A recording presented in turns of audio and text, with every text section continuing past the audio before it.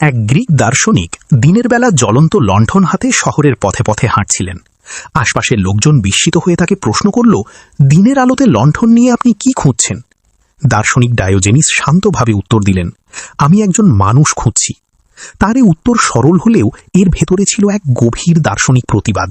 তিনি প্রকৃত, সৎ, নৈতিক ও বিবেকবান মানুষ খুঁজছিলেন, যাকে সমাজের আলোয় দেখা যায় না। মানুষের যদি মনুষ্যত্ব না থাকে তবে মানুষ পরিচয়ের অর্থ থাকে না। তার এই লণ্ঠন ছিল মনুষ্যত্ব ও মূল্যবোধের অনুসন্ধান।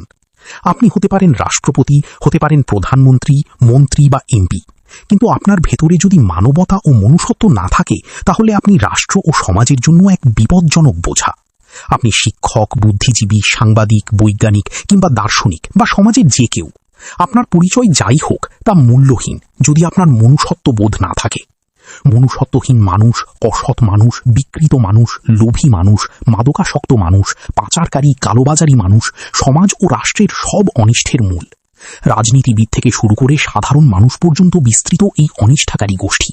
তারা নিজের স্বার্থের জন্য যে কোনো অমানবিক ও পাশবিক কাজ করতে পারে। এমনকি মানুষ হত্যা করতেও তাদের অন্তরে বিন্দুমাত্র দ্বিধাবোধ জাগে না।